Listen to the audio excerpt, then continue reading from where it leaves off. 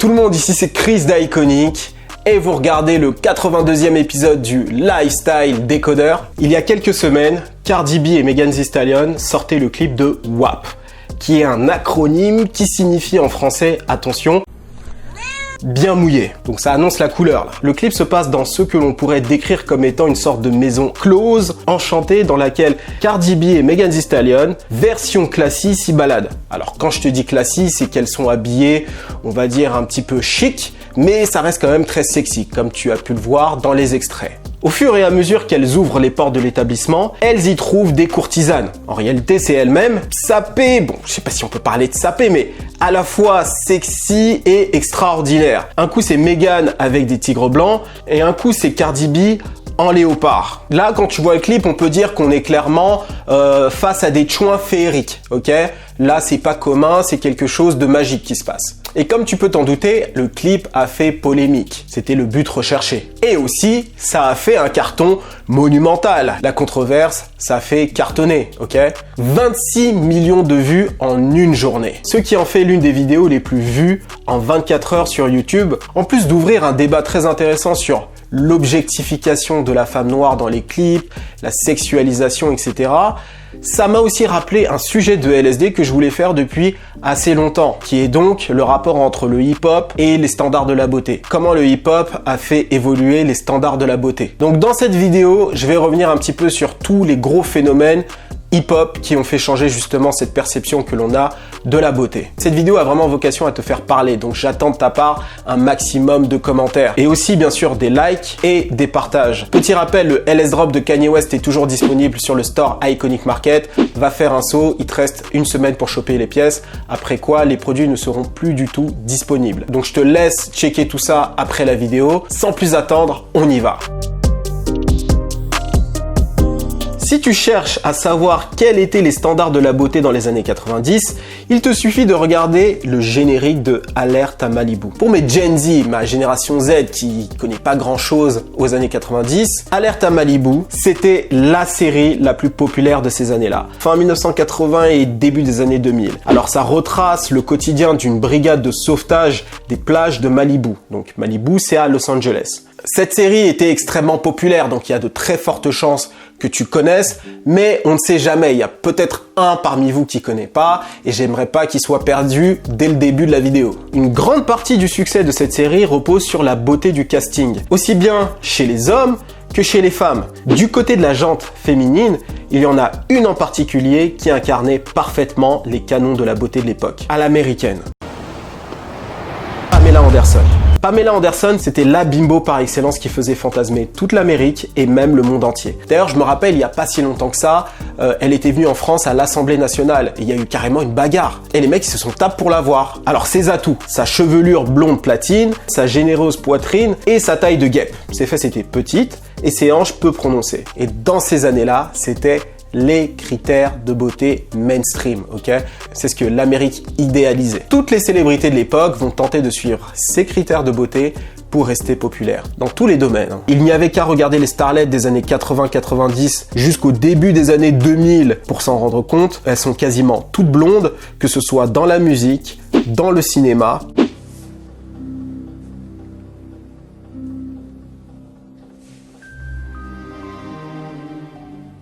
bien.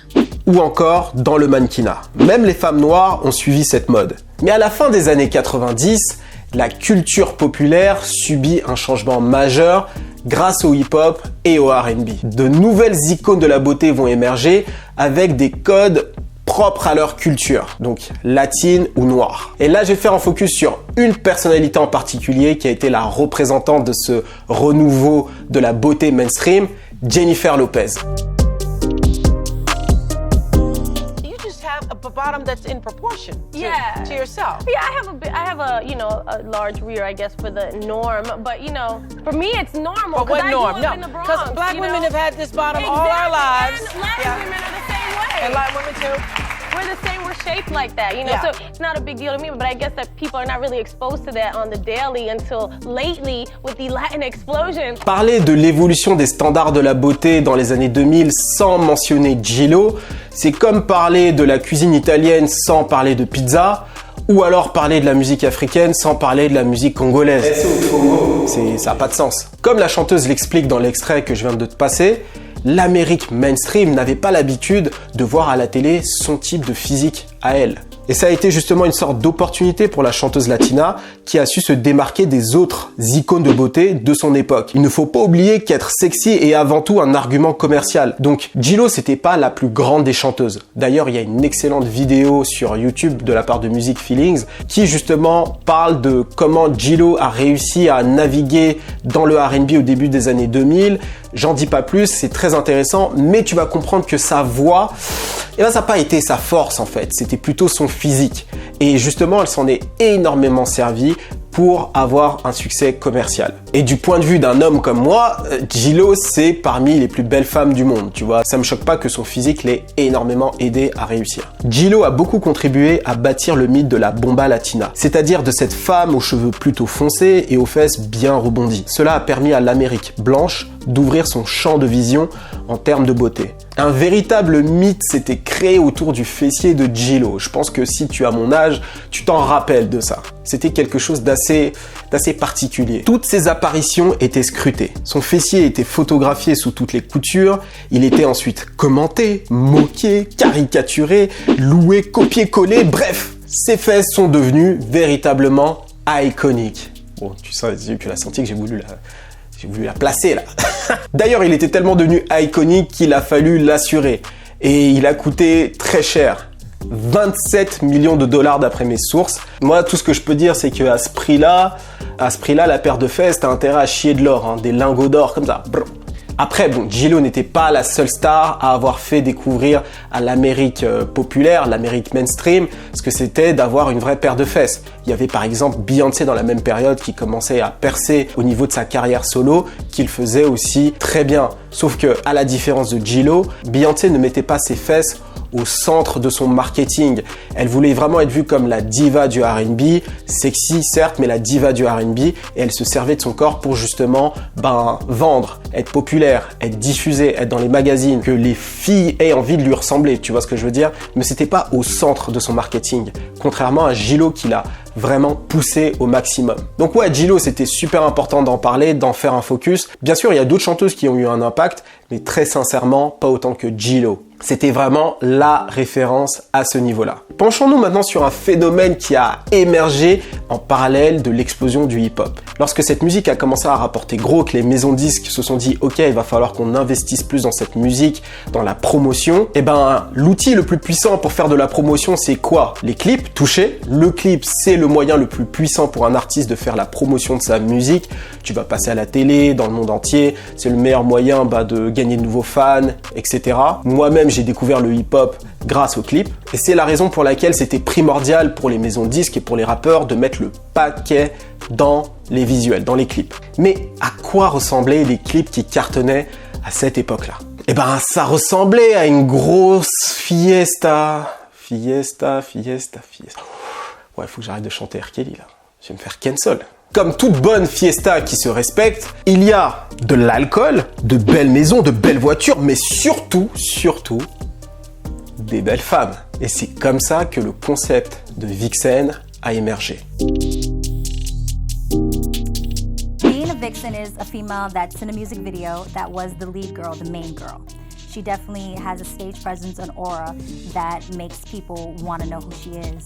She had an it factor. She had something about her, not just visually pleasing, but she knew how to react to the camera. Loin des standards de la beauté d'une Pamela Anderson ou d'une mannequin de chez Vogue, beaucoup plus proche de J-Lo. D'ailleurs, J-Lo aurait fait une très bonne vixen, on va dire. La vixen représente la femme sexy qui était populaire dans les milieux urbains, en fait. Ces filles étaient en grande majorité noires ou latinas, avec des formes en haut comme en bas, et leur rôle dans les clips était de susciter le désir, nous faire rêver et nous donner envie de regarder le clip jusqu'au bout et de le remater si jamais il passe à nouveau. D'ailleurs, je me rappelle à l'époque quand j'avais 10-11 ans et que le clip de Ja Rule, Livin' It Up passait à la télé, si mon père était à côté, j'avais un peu le seum parce que j'avais changé de chaîne, parce que bon, il y allait y avoir plein de meufs et bon, Les Renois savent de quoi je veux parler, c'est un peu bizarre de regarder ce genre de clip-là avec son père à côté.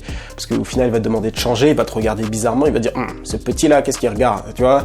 Donc tu te sentais mal à l'aise.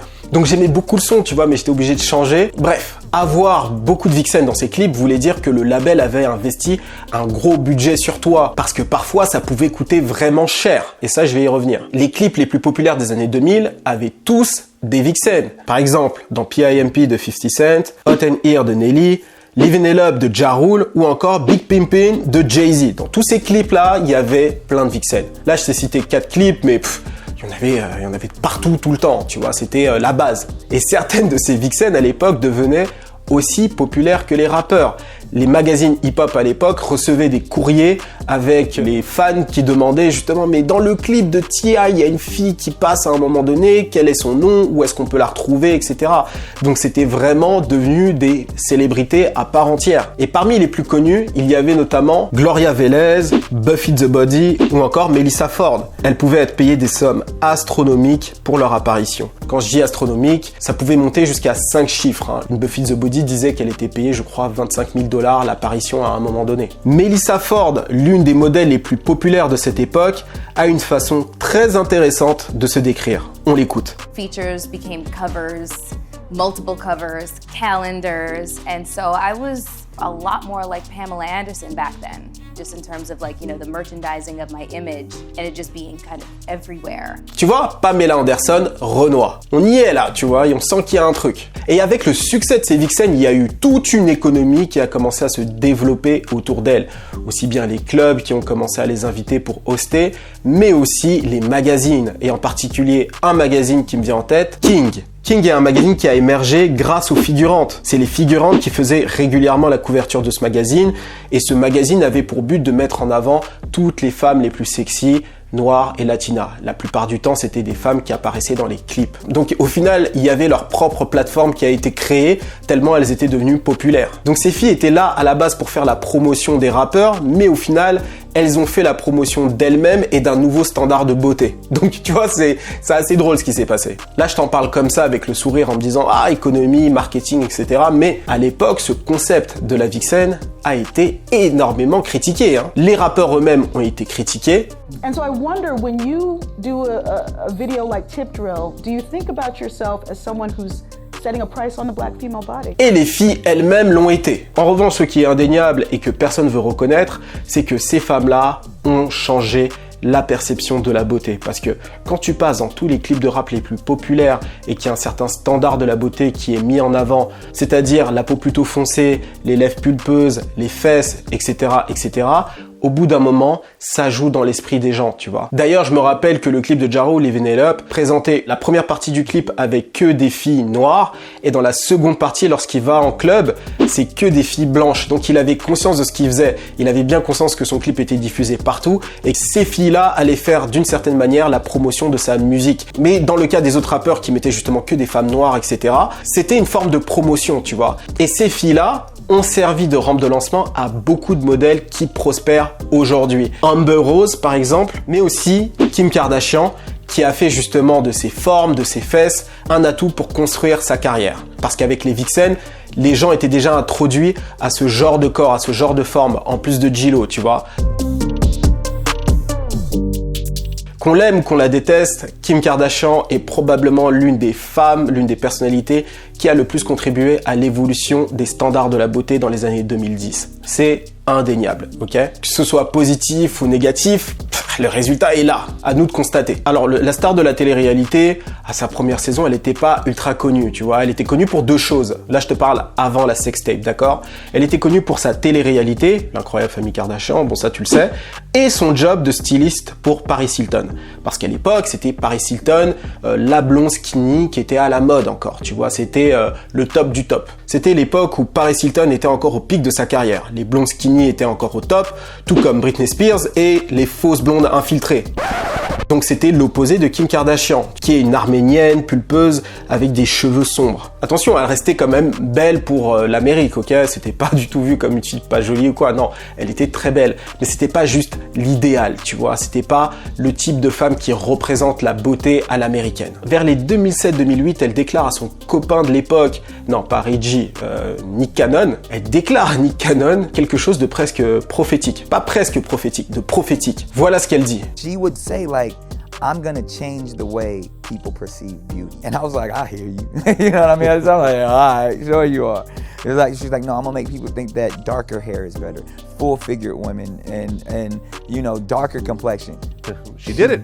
She did it. Like, Yeah, you can't like get it in front. before Kim Kardashian, everybody wanted to be blonde, blue eyes, maybe big boobs. Et on a vu ce qu'elle a fait dans les années qui ont suivi. Donc on peut vraiment dire qu'elle a de la détermination. Et là tu dis, ok, Kim a changé les standards de la beauté. Mais c'est quoi le rapport Chris avec le hip-hop dans tout ça? Ok, elle est mariée à un rappeur aujourd'hui, elle a des gosses avec lui, mais je veux dire, elle n'est pas hip-hop en elle-même.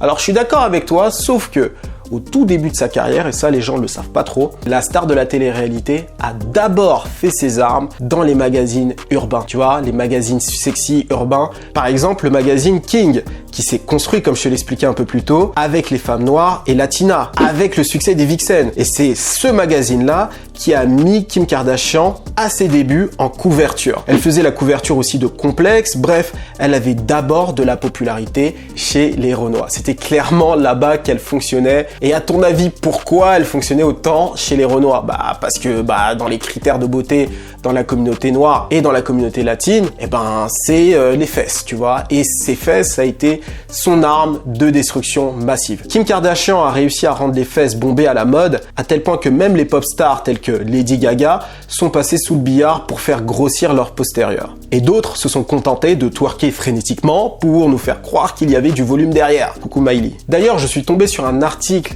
qui revient sur la tendance des implants fessiers et ils expliquent justement que cette tendance a commencé à exploser à partir de 2014, ok? Ce qui en fait une parfaite corrélation avec quoi? La popularité de Kim Kardashian. En effet, j'ai regardé sur Google Trends le nombre de recherches réalisées sur la femme de Kanye West. Je me suis rendu compte qu'il n'y avait jamais eu autant de recherches sur elle qu'en 2014. Plus précisément en novembre 2014, qui est aussi la date de sortie du fameux Paper Magazine, où elle était en couverture et nous a dévoilé son atout suprême. Sans parler de la montée d'Instagram cette année-là, de toutes les modèles qui ont aussi fait des fesses leur atout. Donc c'était véritablement devenu une obsession à partir de ces années-là. Donc on va dire que toutes les planètes étaient alignées, ou plutôt les fesses étaient alignées. Après tout, si t'as Instagram, tu scrolls, c'est un peu comme si elles étaient alignées. Bref, et Nicki Minaj, que j'ai pas beaucoup cité dans cette vidéo, au final elle a quand même prolongé le travail de J-Lo, sauf que c'est allé dans les extrêmes, tu vois. Elle a vraiment montré ce que c'était d'avoir des formes clairement pas naturelles, etc. Mais c'était pleinement assumé, à la grosse différence des autres célébrités. Et en 2014, elle sort aussi le clip de Anaconda. Et Anaconda, à l'époque, c'est le clip le plus vu en 24 heures. Et ce clip mettait en avant ses fesses, tu vois.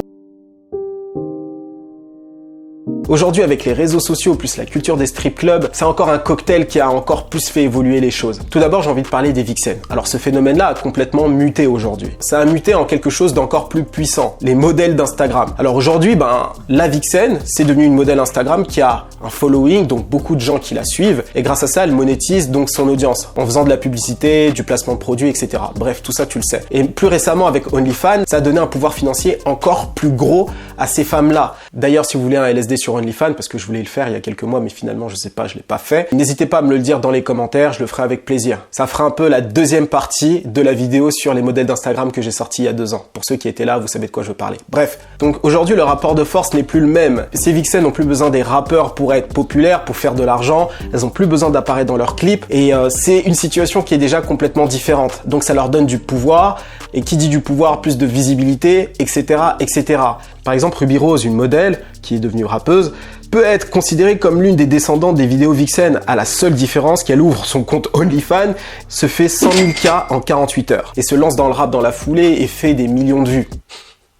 Tu Tu sens cette odeur d'injustice là? Ensuite, pour ce qui est de la culture des strip clubs, au début c'était les rappeurs qui l'avaient apporté dans leurs clips, tu vois. Au lieu de prendre des vixens qui coûtent très cher, ils ont commencé à prendre des stripteaseuses directement dans leurs clips, donc ça revenait beaucoup moins cher. D'ailleurs, ces filles-là ont popularisé le twerk, etc. Maintenant, c'est devenu quelque chose de banal. Mais ça devient intéressant lorsque Cardi B débarque, hein, une ancienne stripteaseuse. Elle se sert en fait de Nicki Minaj comme d'une rampe de lancement, ok, pour faire de la stripteaseuse une rockstar. À tel point que même les rappeuses qui n'ont jamais été stripteaseuses ont commencé à adopter une attitude de stripteaseuse pour gagner en popularité. D'ailleurs, n'hésite pas à voir mon top que j'ai fait là-dessus, les anciennes stripteaseuses devenues rappeuses ou chanteuses d'R&B. Mais ce que je veux dire, c'est que Nicki Minaj ne jouait pas du tout la stripteaseuse, à part des twerks ici et là, mais c'était pas une stripteaseuse. Mais Cardi B, elle a vraiment apporté cette culture-là.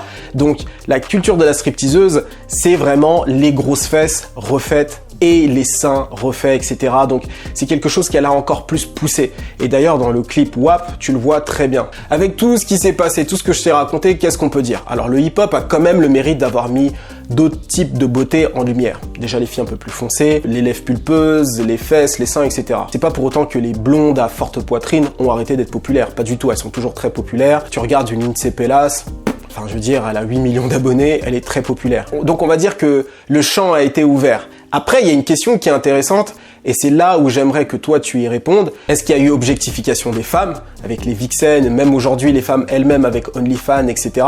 Qu'est-ce que toi tu en penses? Bon, maintenant que le LSD est terminé, à vous de me donner votre avis sur tout ça. Qu'est-ce que vous pensez des vixens, de Kim Kardashian, de la culture strip club? Toutes ces choses-là, j'ai dit beaucoup de choses, donc j'attends de voir des commentaires, j'attends de voir des pavés, j'ai envie de lire. Alors, je ne serai pas en mesure de répondre à tout le monde, mais ce qui est clair, c'est que je vais lire tous les commentaires. Et merci d'avance d'ailleurs pour tout ça. D'ailleurs, les filles qui me suivent, je pense que vous avez beaucoup de choses à dire à ce niveau-là. Donc, commentez, donnez-moi votre avis. Quel était votre ressenti quand vous étiez plus jeune, aujourd'hui, etc. Est-ce que vous pensez que c'est de l'empowerment, comme on le dit? Bref, donnez-moi votre avis dans les commentaires et partagez cette vidéo un maximum. N'oublie pas de t'abonner à la playlist iconique. On met à jour très régulièrement cette playlist en mettant les derniers hits, rap français, rap carré, rap UK. Donc le lien est dans la description et suis-nous sur toutes les plateformes. Instagram, Facebook, Twitter, partout. On commence à déployer du contenu absolument partout, donc ce serait dommage que tu rates ça. Donc c'était Chris d'Iconic pour te servir. On se dit à la semaine prochaine. Cheers!